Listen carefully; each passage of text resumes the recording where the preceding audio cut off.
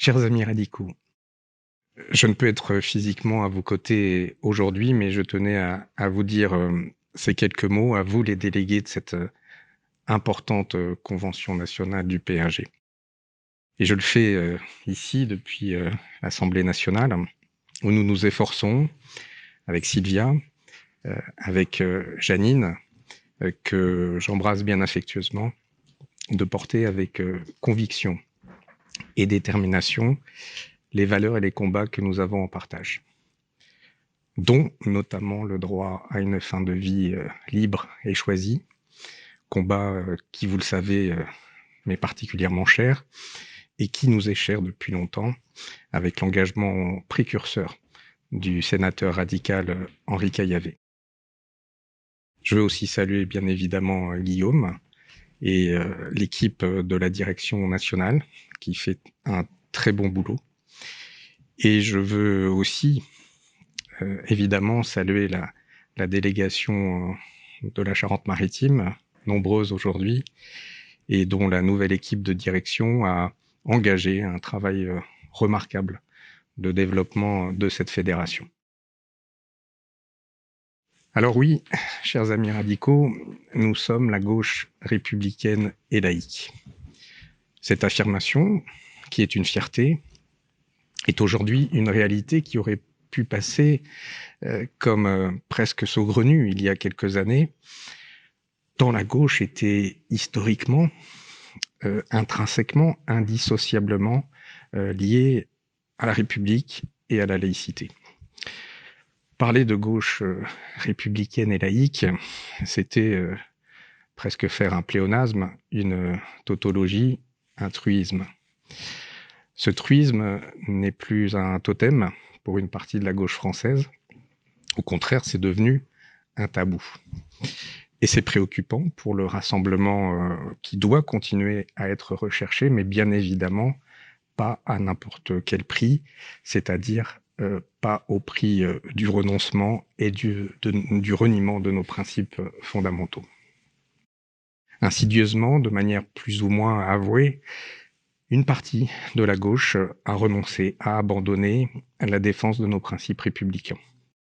Pas de façon toujours assumée, mais avec toujours la rengaine du « oui, mais ». On est laïque, oui, mais. On est républicain, oui, mais. On est Charlie, oui, mais.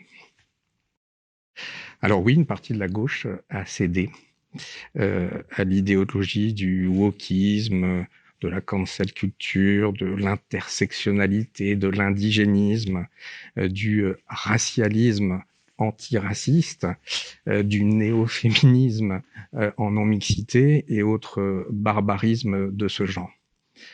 En somme, une partie de la gauche s'est jetée dans les bras du communautarisme par inconscience et aveuglement pour certains, par cynisme et clientélisme pour d'autres. On a pu ainsi entendre fleurir dans certaines bouches des oxymores aussi stupides que laïcart intégriste, islamisme modéré ou féminisme en burqa. Alors, pourquoi les laïcs que nous sommes contestons-nous ce communautarisme qui peut avoir l'air si sympathique au premier abord quand il est présenté comme un folklorique catalogue de la diversité? Eh bien parce qu'en renvoyant les individus à leur communauté d'origine, le communautarisme s'attaque aux principes fondamentaux de la citoyenneté républicaine, que sont l'autonomie de l'individu, la liberté absolue de conscience, l'égalité des droits et des devoirs entre tous, et d'abord, et cela de façon non négociable, entre les hommes et les femmes. Et puis parce que le communautarisme, en segmentant le peuple, c'est un ferment de mort pour notre République.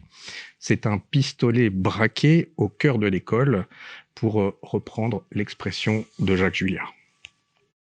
Enfin, parce que le communautarisme suscite en réaction la peur et la xénophobie.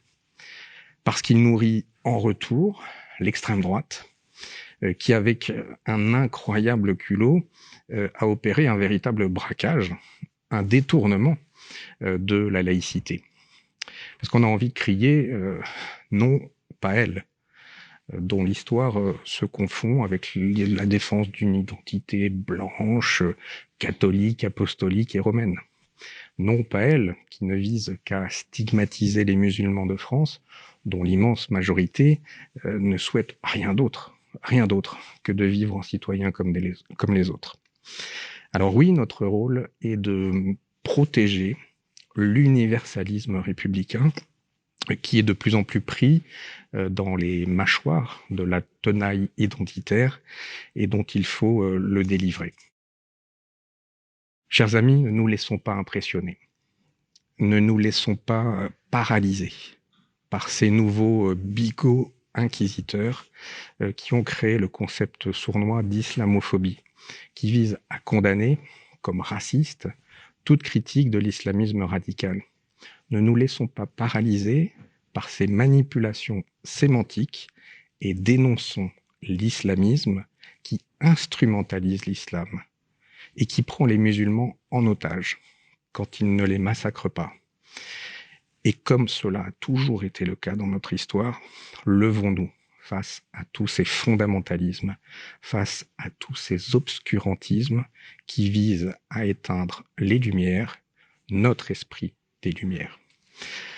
Les temps qui viennent ont de quoi nous inquiéter et exigent une pensée claire et une volonté politique forte.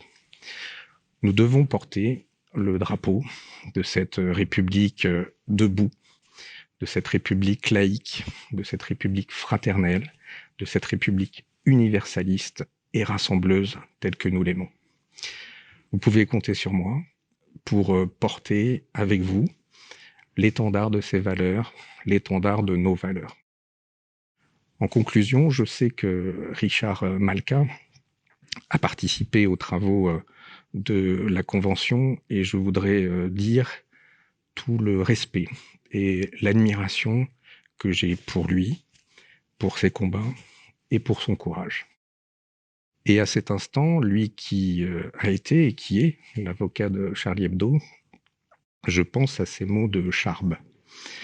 Charb, qui avait écrit avant son assassinat, avec ses amis de Charlie, par des barbares islamistes, qui avait écrit dans son dernier livre, qui fut en quelque sorte son testament, un ouvrage qui s'intitulait « Lettre aux escrocs de l'islamophobie qui font le jeu des racistes ». Et Charb disait « J'ai moins peur des extrémismes religieux que des laïcs qui se taisent. » Eh bien, nous ne nous tairons pas, monsieur.